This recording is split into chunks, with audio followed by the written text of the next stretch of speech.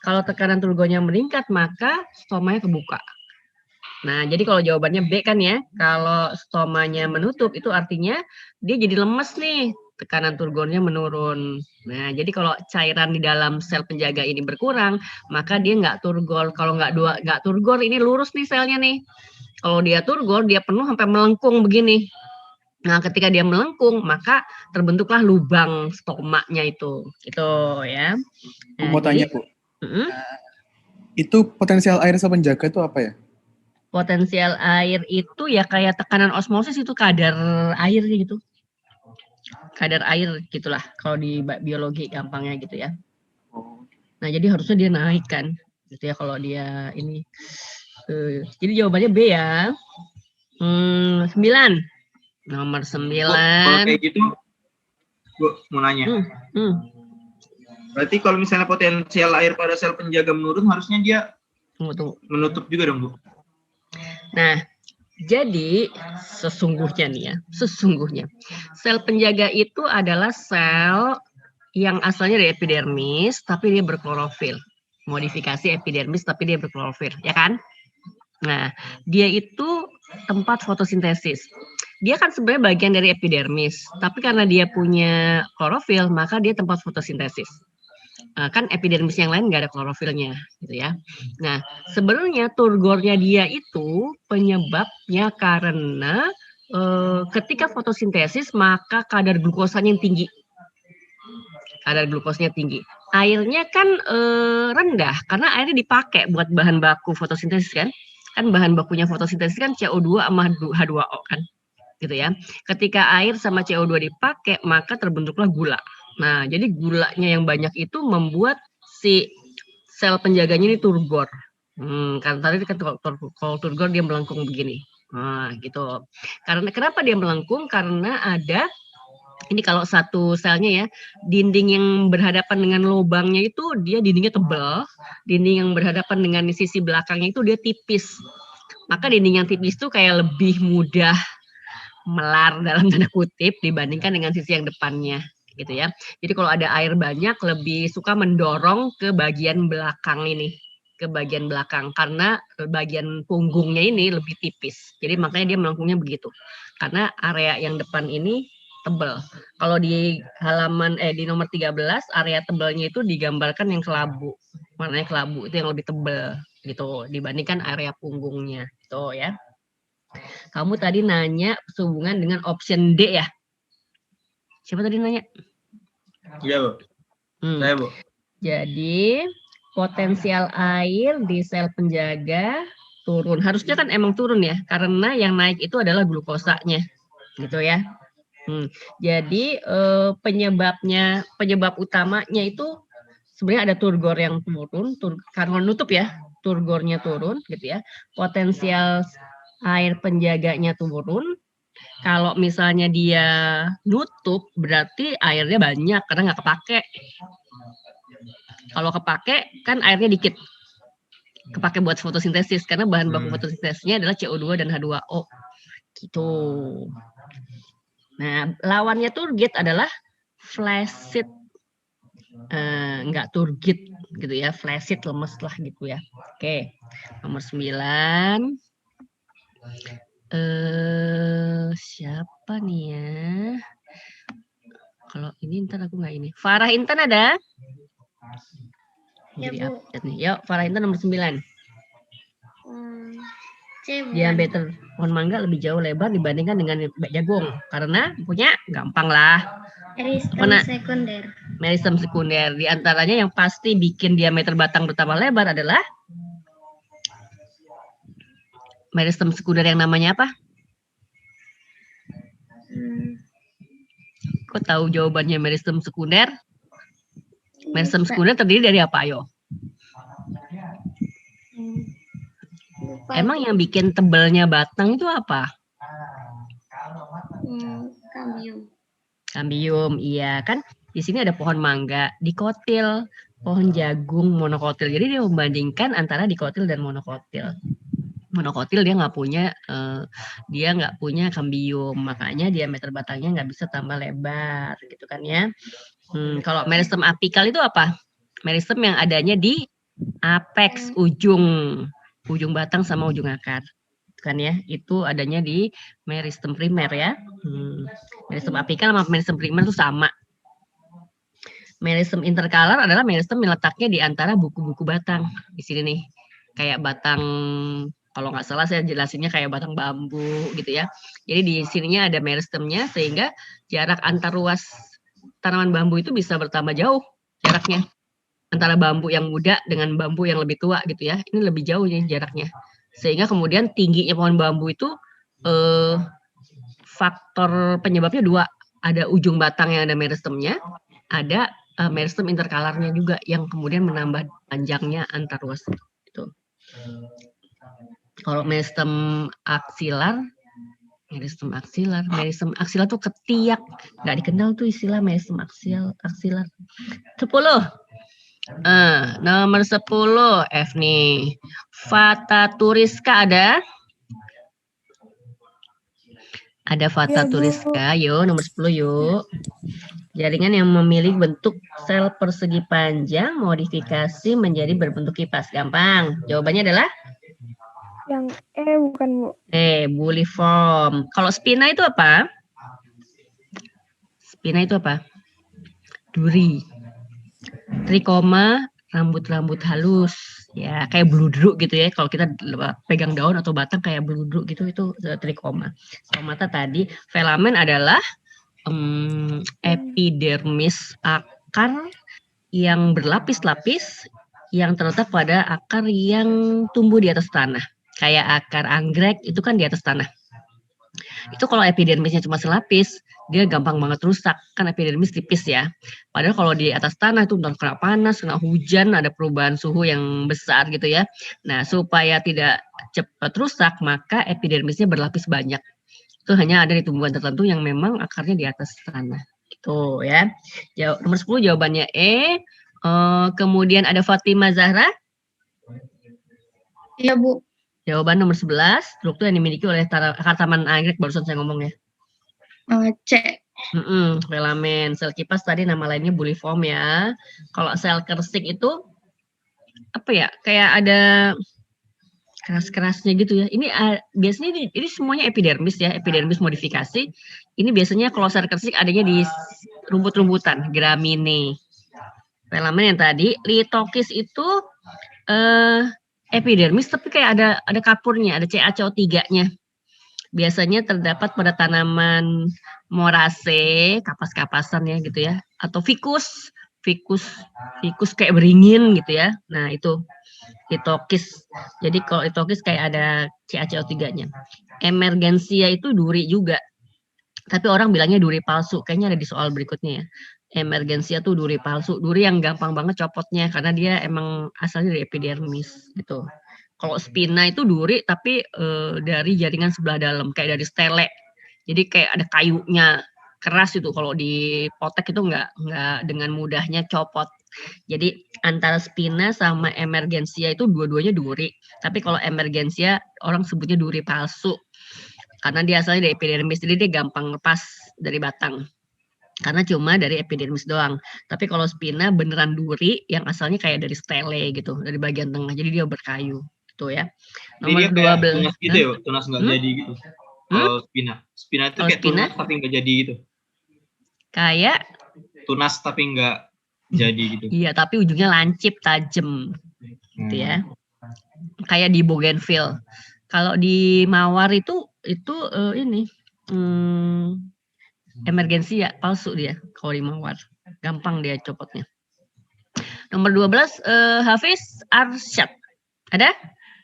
Ada, Bu. Nomor 12. Gambarnya jelas nggak?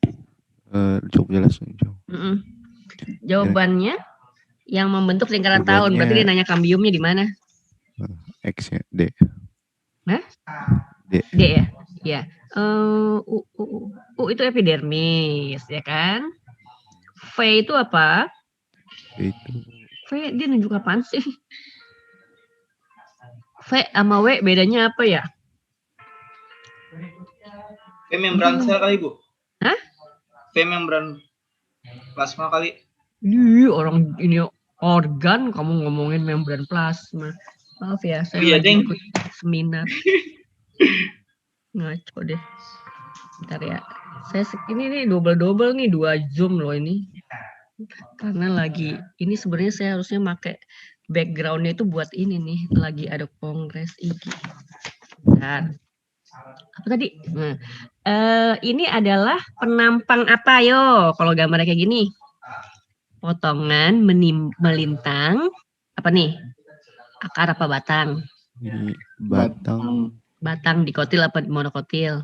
dikotil. Dikotil karena ada kambiumnya.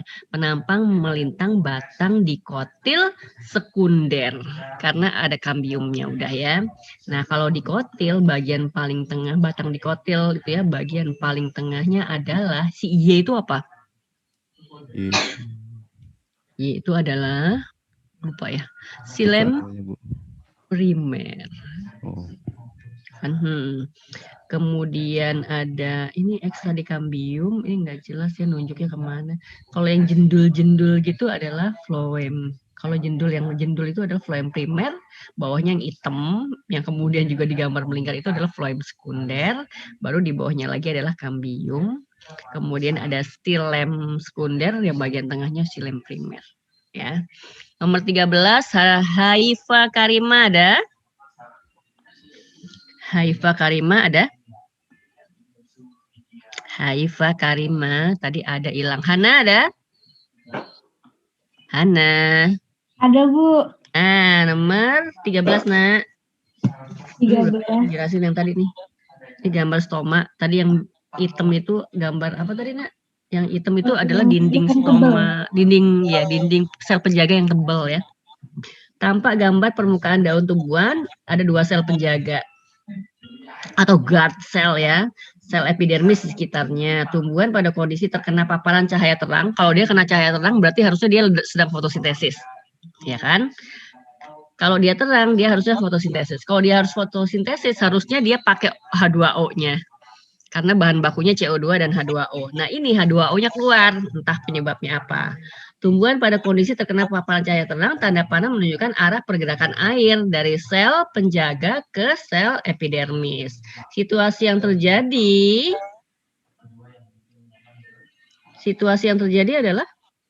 Yang bukan, Bu. Enggak ada hubungannya tuh. Ya, metropolis berkurang.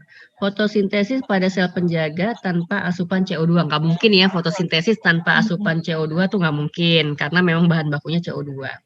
Karbon dioksida akan menumpuk di ruang substomata. Ruang substomata itu sebenarnya artinya ruang lubangnya itu loh. Rongganya itu namanya ruang substomata. Yang membuka itu, Bu. Yang melebar. Rongganya ya, yang melebar dan menyempit itu kadang rongganya itu adalah substomanya gitu. Nah, ion kalium telah berpindah dari sel epidermis ke sel tetangga. Nah, harusnya terbalik ini. Transpirasi mengimbangi, maksudnya ini sebenarnya nggak ada hubungannya juga. Emang sih benar sih transpirasi mengimbangi masuknya air yang berlebihan dari dalam tanah, tapi itu ada di xilem, nggak di sini gitu ya. Nah, terus diameter polistoma berkurang. Kalau H2O-nya keluar, nggak bisa fotosintesis, maka akhirnya dia bisa nutup kan ya? Bisa nutup karena yang B salah.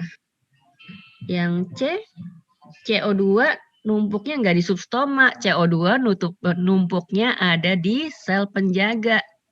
Bukan di substoma, bukan di rongganya gitu. Jadi C salah karena CO2 numpuknya di sel penjaga. B salah karena fotosintesis tidak bisa berlangsung. Yang D terbalik, yang E nggak ada hubungannya. Kalau diameter polistomanya kemudian berkurang, rongga stomanya jadi berkurang, iya, karena dia nggak turgor gitu. Walaupun sebenarnya nggak pas banget ya. Kemudian berikutnya, siapa sih? Fata tuh udah ya, Hafiz udah, Hana udah, Haifa ada? Haifa udah belum kan? Haifa ada? Bisa panggil ya? Bu, Haifa itu Bu keluar Bu, soalnya sinyalnya jelek tadi, ke out ya. Waktu Ibu panggil tadi juga. Terus sekarang masih ada nih? Tapi dianya ke out Bu katanya. Alah, yaudah. Henifa, Ya, Bu. nomor 14, Nak. Tadi udah saya jelasin ini. Emergensia duri palsu pada tanaman sulit dilepaskan dari tanaman. Betul nggak? Salah. Nah, karena dia tuh cuma terbentuk dari modifikasi epidermis. Jadi di luar dia salah ya. Emergensia merupakan tonjolan epidermis yang berasal dari silinder vaskuler atau stele. Betul atau salah? Emergensia merupakan tonjolan epidermis. Salah. Berasal dari silinder vaskuler. Salah lah, enggak ada Salah, ya. hubungannya. Epidermis ya epidermis, stele ya stele gitu ya. Jadi jawabannya ini salah-salah ya. Iya. Apa tuh? 15. Kanaya ada? Ada, Kanaya. Bu. Yoi, nomor 15. Tumbuhan memiliki sifat totipotensi karena punya jaringan meristem dan parenkim, benar nggak?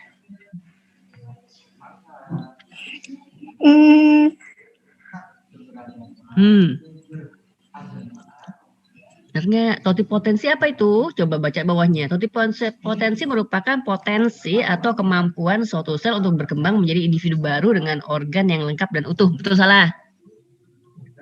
Betul. Totipotensi itu benar nggak kayak begitu? Totipotensi dibahas juga di jaringan hewan. Yang ada pluripotensi, multipotensi, itu kan? Benar berarti. Nah, ya, berarti benar. Sekarang ke atas. Tumbuhan punya sifat totipotensi karena punya jaringan meristem dan parenkim. Apakah meristem dan parenkim itu kemudian bersifat totipotensi atau enggak? Gitu. Tumbuhan punya sifat totipotensi karena memiliki jaringan meristem dan parenkim. Benar nggak? Pernyataan yang pertama betul apa salah? Betul. Lama deh kamu deh. Betul. Berarti A ya, Bu. Itu berhubungan apa enggak coba? Totipotensi merupakan potensi atau kemampuan. Iya, betul. Iya, berhubungan nggak? Berhubungan ya? Iya. Oke. Tapi di kata-kata situ ada sebabnya, Bu. Jadi saya bingung, itu maksudnya berhubungan sebab akibat apa berhubungan doang? Iya, betul. Sebab akibat. Jadi karena tumbuhan punya meristem dan parenkim, maka tumbuhan punya sifat totipotensi, gitu ya? Ya kan? Iya. Jadi sebenarnya bukan yang punya sifat totipotensi itu sebenarnya ke jaringannya sih sebenarnya. Meristem sama parenkim itu. Kalau tuh meristem dipisahin, parenkim dipisahin, dia bisa jadi individu baru. Gitu. Yang untuk kultur jaringan itu kan jaringan ini dua, meristem atau parenkim. Gitu. Berhubungan nggak? Enggak. Tidak berhubungan. Oke, nomor 16. Jennifer, Kanaya, siapa nih bawahnya nih? Kevin Novel ada. Yoi, nomor 16.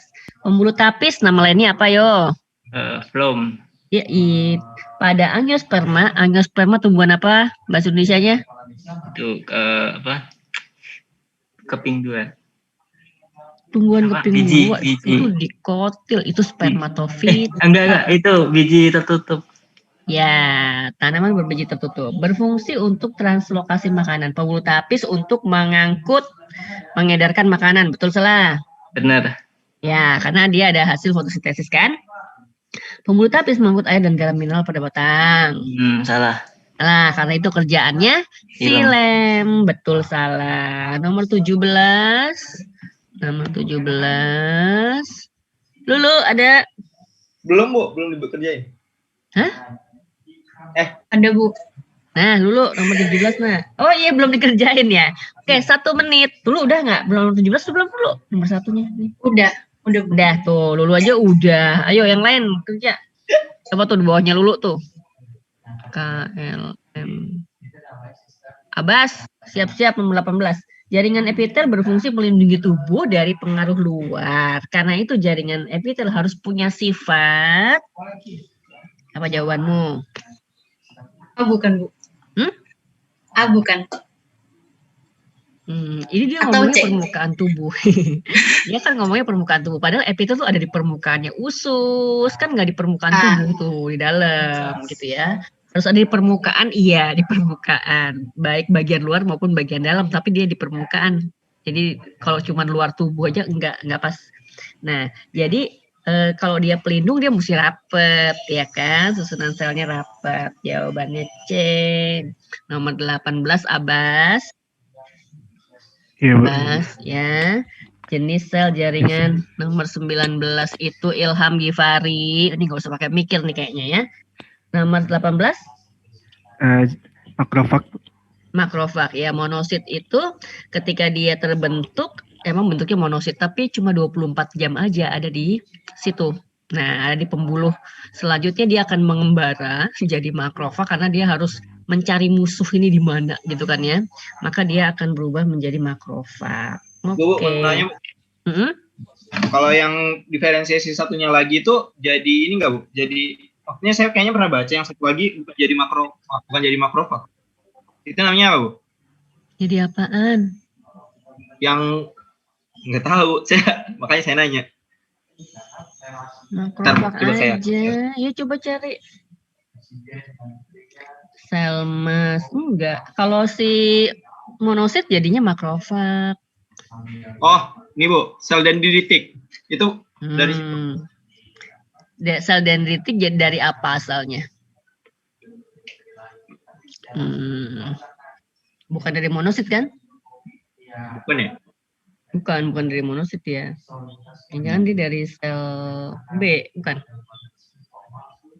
Coba deh, itu di sistem imun ada. Tunggu. Nomor 19 dulu. Gifari Ilham. Igip. Yang Ada otot ya. Igip nggak? Ada. Otot Ya, punya Bu. satu inti terletak di tengah, sifatnya tidak menutupi kemauan, reaksi lambat. Gampang. Apa? Otot polos ya. Otot polos. Apa tuh namanya yang tidak menuruti kemauan? Istilahnya apa? Non volunteer. Volunteer apa involunteer? Involunteer. Involunteer, ya. Terus 20 Najwa. Ada, Nak? Iya ada Bu. Yo. Jaringan penghubung satu tulang dengan tulang lainnya. Apa itu namanya? Menghubung tulang dengan tulang. Ligamen. Ligamen. Iya, 21. Siapa nih 21 nih? Natasha. Ada Natasha? Ada Bu. 21. Skeleton aksial. Ada 2 kan? Aksial yang disumbu-tumbu sama apendikular. Berbeda dalam hal mendukung fungsi gerak. Betul salah?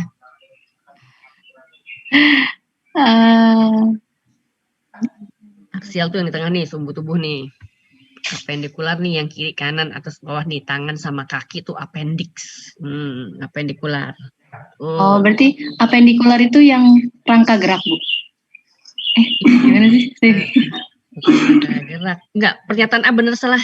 Pernyataan yang pertama. Benar.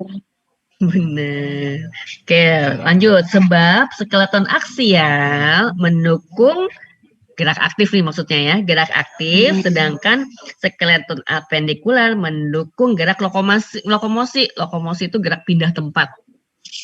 Betul salah? Benar. Aksialnya enggak gerak aktif nih badan ini kan dia enggak bikin kita pindah kemana-mana gitu ya. Iya. Gerak aktif. Jadi pernyataan yang pertama benar apa salah? Yang pertama tadi benar, yang kedua salah. Benar, yang kedua salah. Benar salah. Nomor 22. Nurin. Iya, Bu. Ya, 22. Bicep adalah otot flexor. Flexor ototnya apa? Menekuk. Ya, bicep yang mana? Nih atas ya. Bicep yang bawah. Kalau kita tekuk, itu sebenarnya yang kontraksi yang bicep atau yang tricep? Kontraksi yang bicep. Kalau kita tekuk tangannya, maka yang kontraksi itu artinya apa? Pertama pendek apa pertama panjang?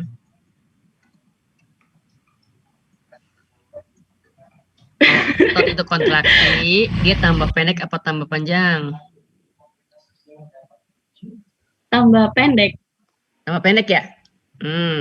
Oke, tambah pendek ya. Ini relaksasi ya.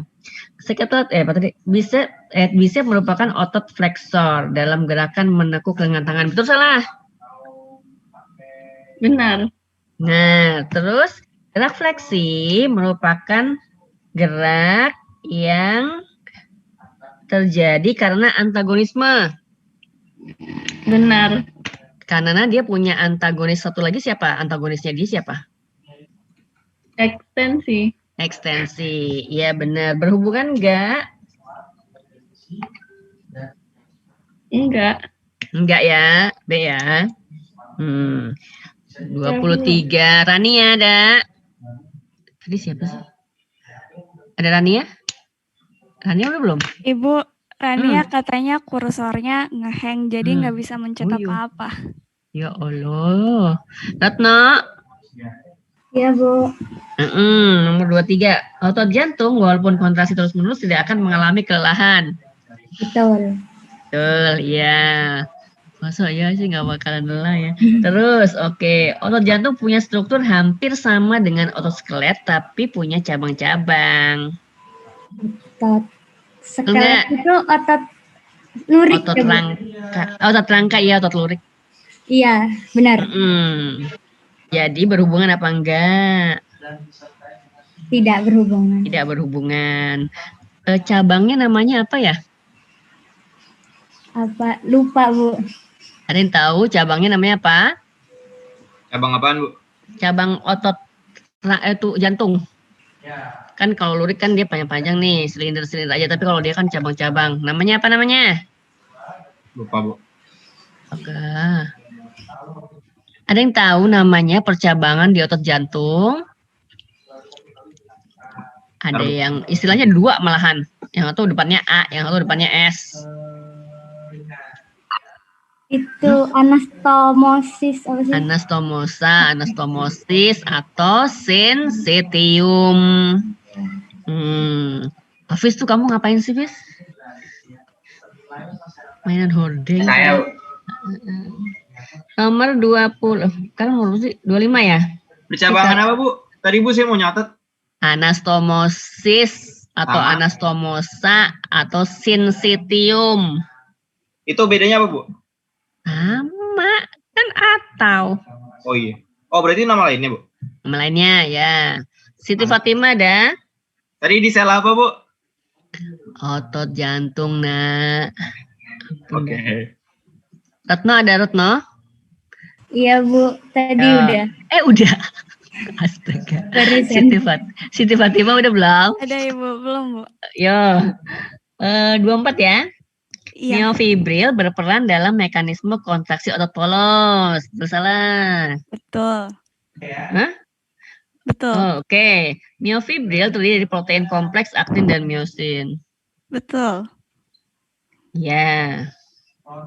Tapi miofibril itu peranannya sedemikian pentingnya sampai kita pelajari lebih dalam itu adanya di otot lurik. Ya kan? Yang sampai sliding itu adanya di otot lurik. Jadi salah betul. 25. Ada sampai S ya. Siva ada, Siva Alisa. Ada Siva? Iya, Bu. Nomor 25. Otot polos terdapat pada komponen tubuh manusia berikut. Benar semua. Benar semua jawabannya? E. Ya. Sebenarnya saya ragu di paru-paru. Kalau kamu baca, cari deh buku di mana aja deh ya. Paru-paru tuh nggak ada ototnya, dalam tanda kutip kalau bahasa sehari paru-paru tuh nggak ada dagingnya. Ada juga jaringan spon. Jadi kalau misalnya makan keripik paru atau rendang paru kayak gitu ya, itu strukturnya emang cuma strukturnya spon, bukan daging itu, tapi jaringan spon gitu, campur-campur sama pembuluh darah gitu ya. Jadi sebenarnya dia nggak ada ototnya, tapi kalau mau dipaksain ya deh, gitu ya, nggak apa deh. Kan masa ada jawaban 2, 3, 4 kan nggak mungkin ya. Itu kalau udah pilihan kayak gitu main strategi sih. Nomor 26, Salman ada? Murid saya ini, Bu. Hah? Ada Bu, ada. Salman nomor 26, peredaran darah. Apa yang dikenal dengan pengertian darah sebenarnya dapat berwarna hijau, biru, atau merah. Kalau merah, karena kenapa eritrosit itu merah? Ada apanya? Man?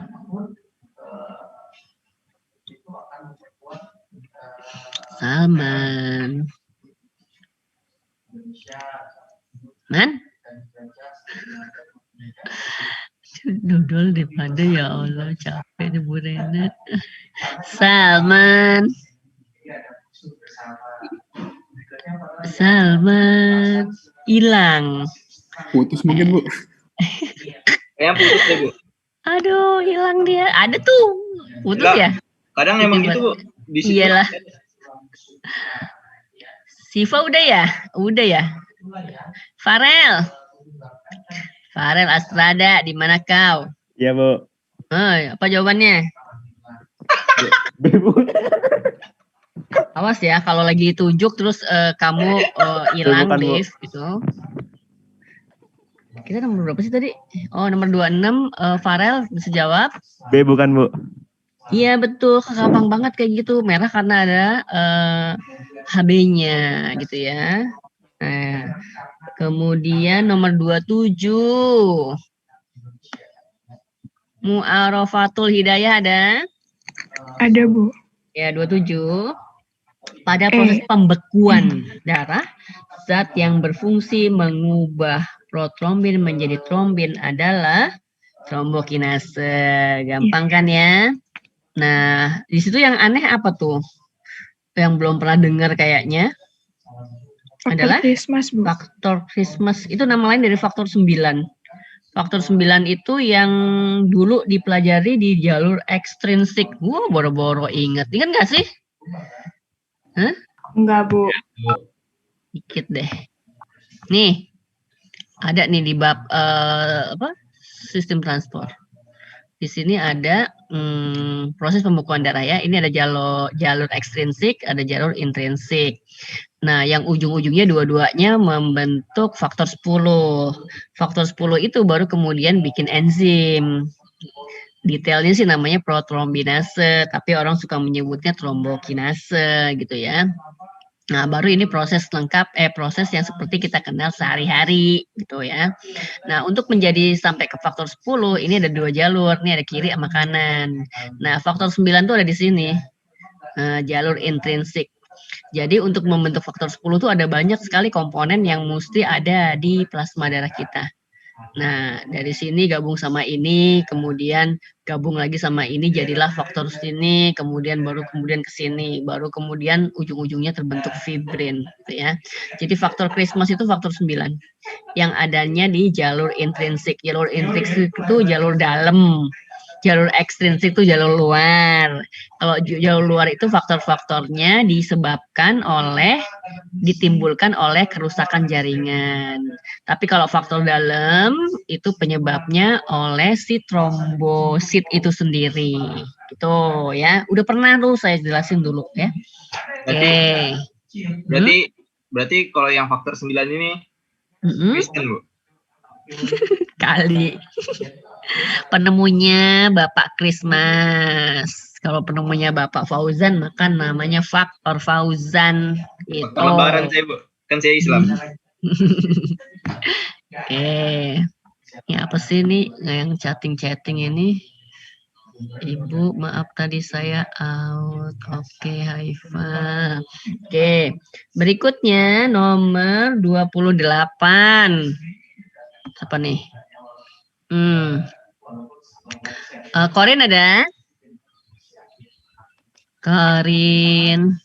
Ada, Bu, ada? Jauh banget nih Korinnya. Nomor 28. Ibu menunjukkan kadar LDL melebihi normal. Singkatan apa LDL? Ada yang tahu LDL singkatan apa? Kadar HDL kurang dari normal. Jadi ada temen ini LDL dan HDL. Masa nggak pernah dengar sih? Low density lipoprotein. Ya, low density lipoprotein dan high density lipoprotein. Itu ada lemak jahat, lemak baik. Itu yang baik yang mana ya? Yang H atau yang L?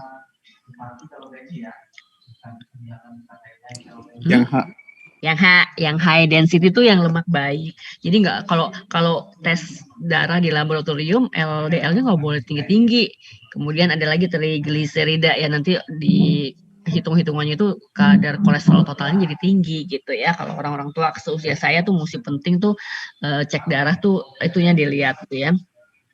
Ibu tersebut disarankan untuk memperbaiki pola makan agar terhindar dari penyakit pengerasan pembuluh nadi. Nah, pengerasan nadi. Nah, ini namanya penyakitnya apa? Gitu. Nah, Prin. Mungkin Bu. Ya mungkin. Kenapa mungkin Kalau aterosklerosis itu apa? Pengerasan nadi yang kayak apa? Kolesterol. Disebabkan oleh? Kolesterol, penumpukan lemak. lemak. Bukan kolesterol, tapi lemak ya, lemak. Kalau yang D, arteriosklerosis itu pengerasan nadi disebabkan karena ada Kapur. Jadi kalau arterio, R-nya ada RR-nya lebih dari satu ya. Itu ada kapur penyebabnya. Kalau yang atero, R-nya satu doang ya. Itu lemak penyebabnya. Hipertensi darah tinggi, trombosis apa? Ada gumpalan darah di pembuluh darah di arteri, terutamanya ada gumpalan darah. Ini ada trombonya. Kenapa itu ada trombonya? Itu sebenarnya gumpalan darahnya penyebabnya adalah trombosit yang pada pecah, kemudian menggumpal dan akhirnya menyumbat. Kalau sklerosis biasanya ada kata-kata depannya multiple sclerosis, sudah pernah dibahas juga. Ini salah satu penyakit autoimun yang kemudian dia mengganggu sistem kekebalan ya kalau kayak gitu ya. Nah, jadi ini bisa menyerang sistem saraf pusat, menyerang mata gitu ya. Nah, kemudian nomor 29 adalah siapa lagi sini? Oh, nyaporin nih.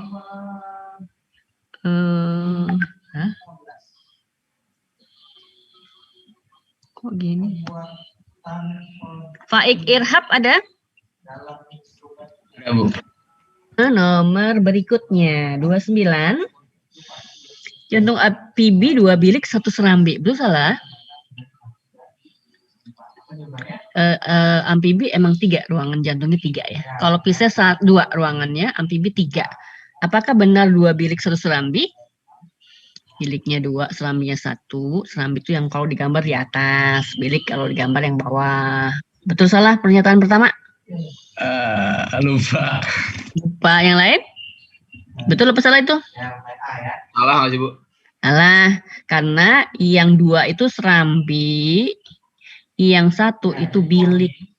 Gitu. Jadi serambinya 2, biliknya 1. Gitu. Jadi salah ya. Nah, yang kedua, darah dari seluruh tubuh akan disalurkan melalui sinus venosus ke bilik kanan. Kalau ada kata-katanya di situ ya, darah dari seluruh tubuh akan masuk ke sinus venosus benar. Jadi sebelum masuk ke dalam jantung, dia akan masuk ke sinus venosus kalau si amfibi ini. Tapi setelah dia melewati sinus venosus, maka darah kotor dari seluruh tubuh itu harusnya masuknya kemana? Serambi kanan.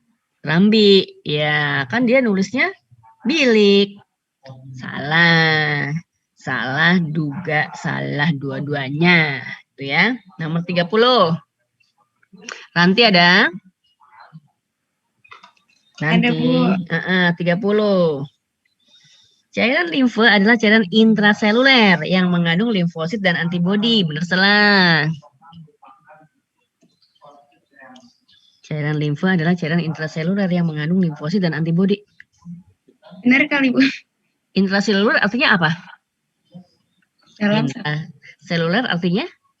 Dalam sel. Dalam sel.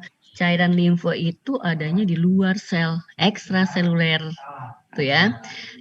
cairan limfo itu kan mengalir di sela-sela sel, kan gitu kan ya, cairan yang mengalir di sela-sela sel.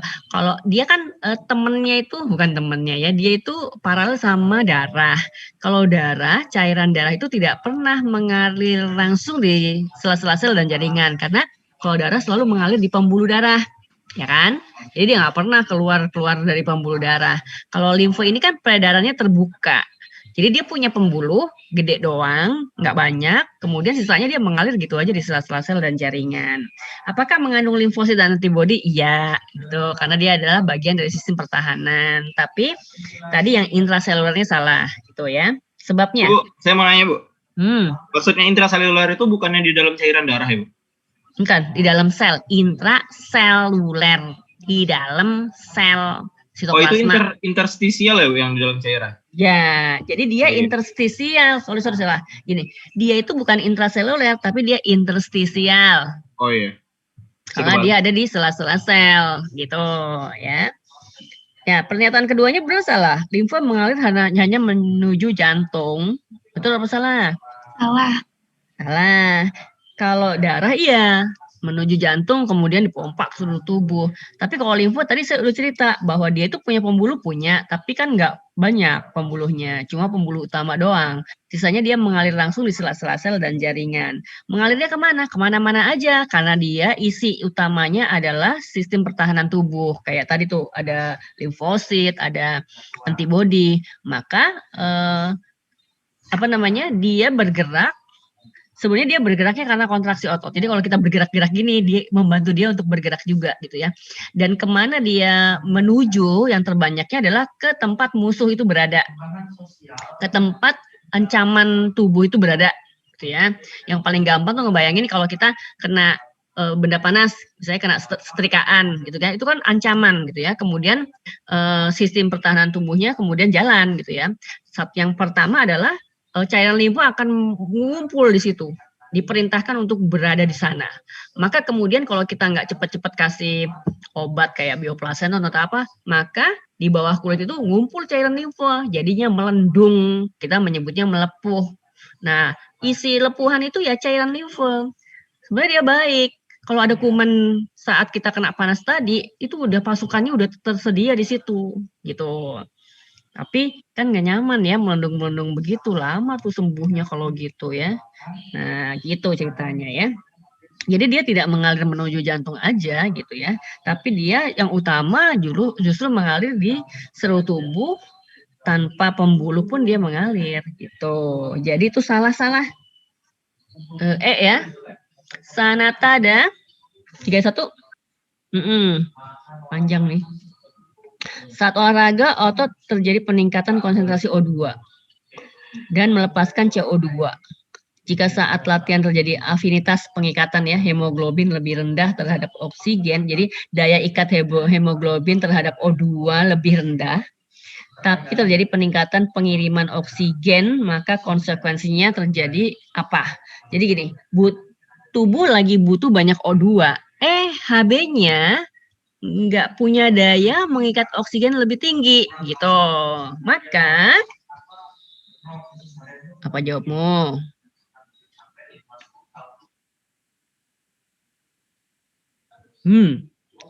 Otot melepas panas.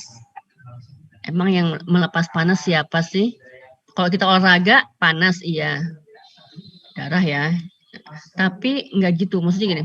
Kenapa kalau kita kemudian olahraga, kemudian suhu tubuh kita akan meningkat, tapi dicegah supaya nggak meningkat. Nah, tapi yang menciptakan panas tubuh itu bukan otot sih sebenarnya, ya metabolisme tubuh tadi gitu ya. Ketika kebutuhan O2 meningkat, maka kemudian ada proses-proses rumit yang terjadi, kemudian kita juga nafasnya nggak sesuai dengan kebutuhan. Jadi misalnya kamu kalau lari sprint gitu ya, atau kamu melakukan kontraksi otot yang kuat, itu kalau disertai dengan narik napas yang normal, itu tenaganya kayak nggak keluar gitu. Kan kalau kita mau angkat barang berat kan, kita angkat gitu kan ya, malah kita nahan. Itu yang namanya fase anaerob. Ya, jadi kalau kontraksi otot tuh fasenya malah anaerob gitu kan ya. Nah, tapi anaerob itu ketika kita sedang banyak O2 tapi kita nggak masukin O2 banyak gitu ya, maka kebutuhan O2 tadi harus segera dipenuhi setelah kontraksi berat tadi terjadi. Jadi setelah selesai lari sprint, setelah selesai ngangkat barang, kemudian relaksasi, otomatis maka frekuensi nafasnya bertambah. Nah, orang sebutnya terengah-engah. Itu dalam rangka membayar hutang oksigen yang sebelumnya ditahan, gitu ya. Nah, jadi nomor 1 tuh bukan otot melepas panas. Jadi yang melepas panas bukan otot. Keasaman berasal terjadi gini loh. Cairan tubuhnya lebih asam, berasal dari konsentrasi CO2. Iya. Jadi ketika dia kekurangan O2, maka CO2-nya numpuk banyak. Kan harusnya kan HB itu kan kalau dia habis ngikat O2, kemudian O2-nya ditaruh di sel, maka dia sekarang mengikat CO2. CO2-nya dibawa ke paru-paru kan gitu kan ya. Jadi kan imbang antara HbO2 dengan HbCO2. Nah, sekarang HbCO2-nya lebih banyak daripada HbO2-nya gitu ceritanya. Maka itu membuat cairan tubuh menjadi asam. Gitu. Kalau nomor 1 salah, nomor 2 benar, nomor 3 salah apa benar? Salah. Strateginya salah berarti ya, tapi emang benar dia salah. Nah, kalau nomor 2 sendirian kan lucu tuh. Pasti nomor 2 temennya nomor 4 gitu. Tapi emang benar jawabannya 2 dan 4 gitu ya. Oke, nomor 32. Nanti sama Wida, ada Wida? Bu. Sistem peredaran darah tertutup ditemukan pada hewan? Tikus, iya enggak? Iya. Nah, cacing tanah? Tutup apa terbuka? Tertutup bukan? Kerang? Tertutup apa terbuka? Kerang itu filmnya apa sih? Kerang itu yang bivalvia atau yang kerang? Kerang bivalvia. Bivalvia. Yang bivalvia. Itu filmnya apa ya? Moluska. Itu terbuka atau tertutup? Kalau keong itu yang mana, Bu? Keong itu gastropoda bukan? Oh. Karena dia jalan pakai perutnya kan? Siapa tadi? Saya, Bu. Tidak, ya. Kerang benar salah? Kalau 1 benar, 3 benar dong, Bu. Tadi nomor 2 benar nggak? Benar. Mungkin. Benar. Lipas benar nggak? Lipas itu apa sih? Apa ya? Bahasa sehari-harinya lipas apa? Kecoa. Kecoa. Berarti dia kan arthropoda ya. Semua arthropoda itu terbuka kan? Iya. Sistem trakea. Ya, salah ya. Nah, sekarang kalau pakai strategi yang tadi emang betul 1, 2, dan 3 harusnya. Tapi sayangnya soalnya salah nih. Kerang itu terbuka. Bacalah di buku mana aja gitu ya, kerang terbuka. Nah, dari golongan moluska itu cuma cephalopoda itu gurita, cumi itu dia tertutup. Tapi kerang terbuka. Gitu ya. Gurita, cumi-cumi itu dia tertutup. Gitu. Jadi ini soalnya yang salah sih sebenarnya ya. 1 dan 2 aja yang betul. Oke. Nomor 33, Sanatada. Oh, udah ya? I'm sorry. Zulkhairi ada? Ada, Bu. Nomor 33, dikit lagi nih. Dalam tubuh ada enzim untuk pencernaan. Ada yang langsung bisa digunakan, ada yang enggak. Yang tidak langsung, yang mana? Bingung saya, Bu, antara B sama D. Kalau erepsin itu protease usus dia langsung bisa. Yang nggak bisa langsung itu adalah enterokinase karena dia tugasnya adalah mengaktifkan tripsinogen menjadi tripsin, kemotripsinogen menjadi kemotripsin. Jadi yang ogen-ogen itu yang jadi enterokinase itu tugasnya mengaktifkan protease. Protease adalah enzim yang bekerja pada protein, termasuk ada tripsin, kemotripsin gitu ya. Nah, jadi jawabannya D, nomor 34. Salma ada? Salma udah belum ya? Salma apa Salman, Bu? Salma. Kan Salman udah. Ada, Bu. Salma, 34. Lemak dirombak jadi asam lemak dan glycerol. Terjadi karena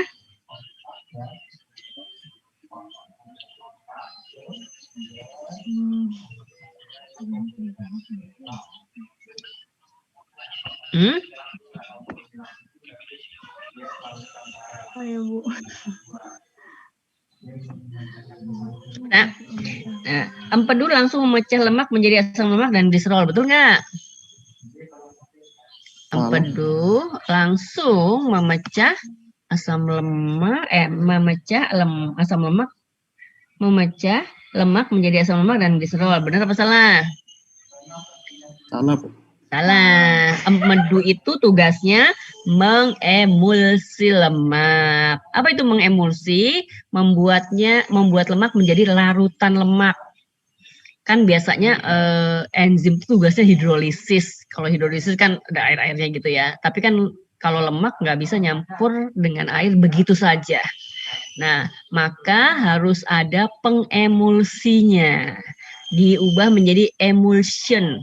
Kayak minyak ikan tuh kan Scott, mereknya Scott emulsion. Nah, dibuatlah dia jadi larutan lemak atau emulsi lemak. Yang menjadikannya dia menjadi emulsi adalah empedu, cairan empedu. Jadi A-nya salah. Kalau udah jadi emulsi, barulah enzim bisa bekerja, memecah gitu. Jadi jawabannya apa?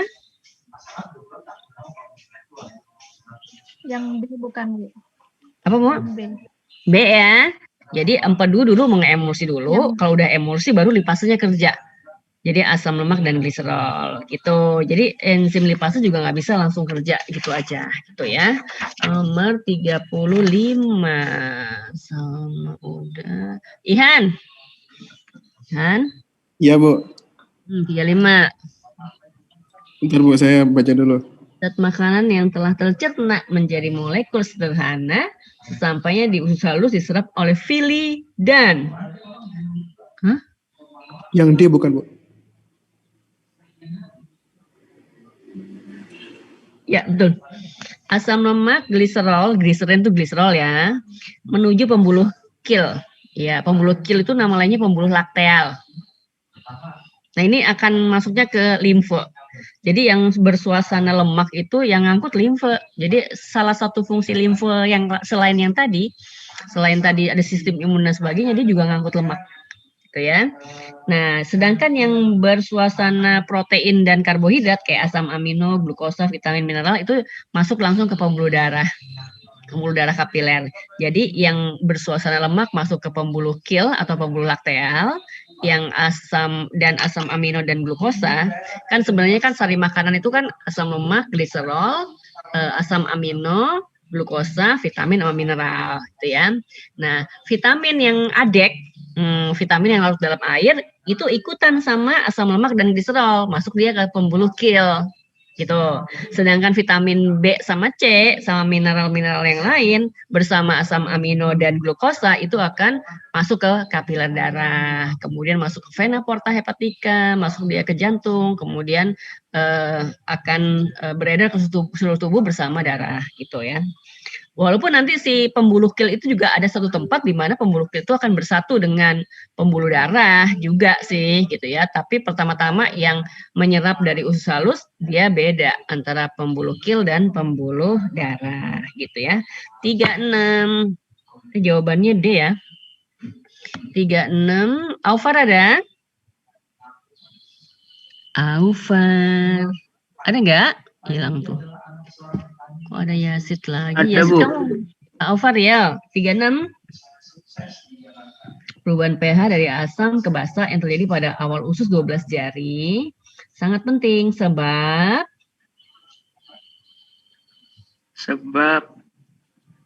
apa ya, Bu? apa ya?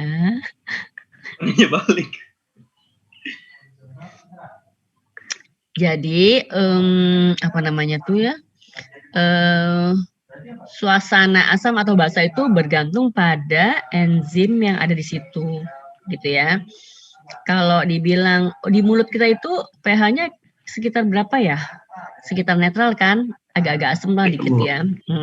Maka kalau ditanya enzim lipase atau amilase itu, kok lipase sih? Amilase atau apa sih yang di mulut satu lagi namanya? Petialin. Petialin, yoi. Nah, petialin dan amilase itu bekerja pada suasana apa ya? Netral.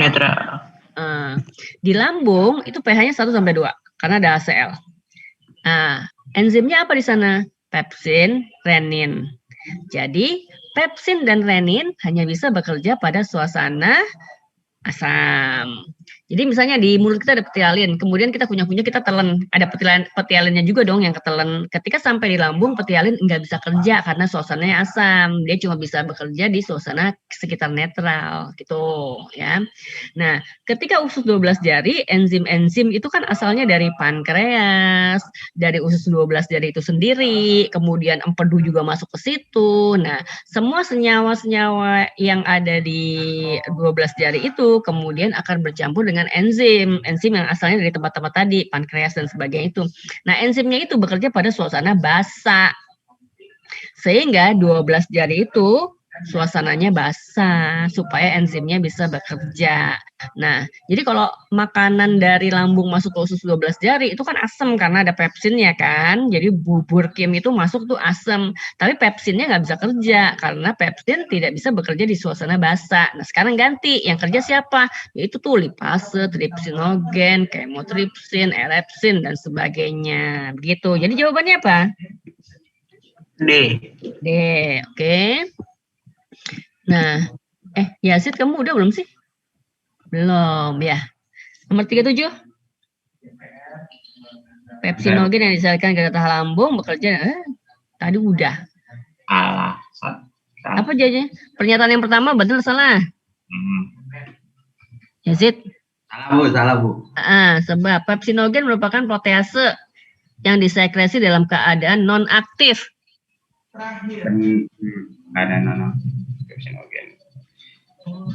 Benar. Salah, benar. Ya, karena yang belakangnya ogen belum aktif. Siapa yang mengaktifkan pepsinogen?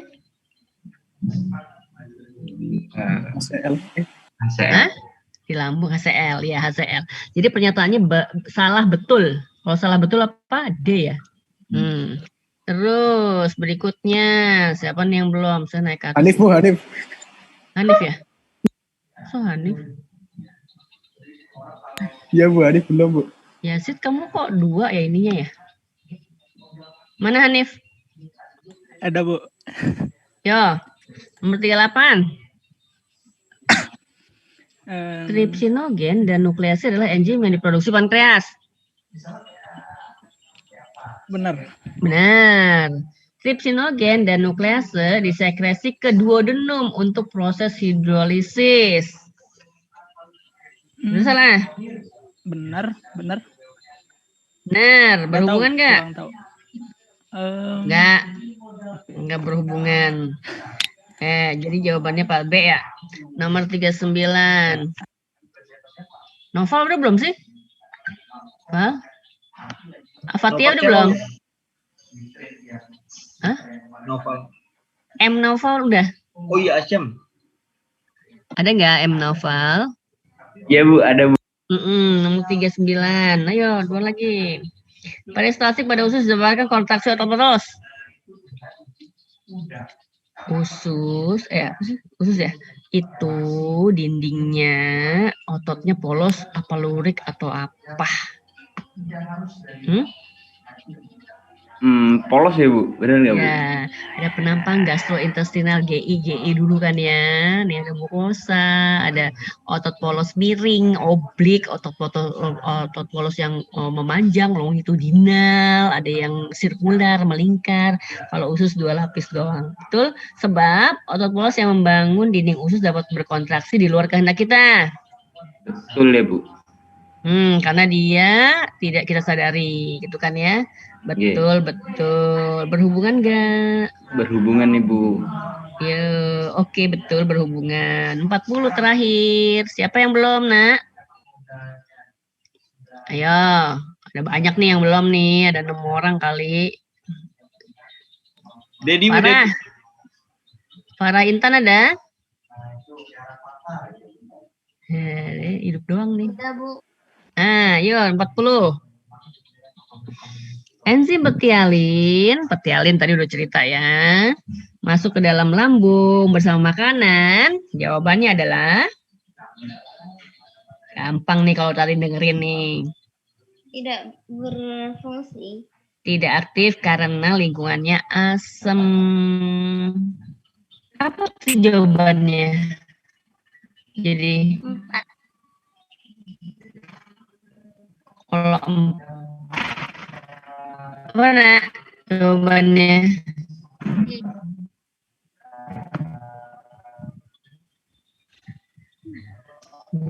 Ini putus ya.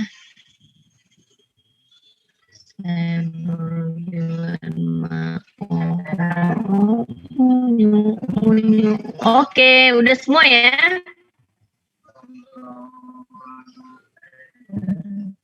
Udah semua. Halo? Ini pada ngobrol apaan sih? Iya, Bu. Kenapa, Bu? Astagfirullahaladzim. Iya udah, saya maafkan deh tuh yang minta maaf. Oke. Saya akhiri hari ini. Foto.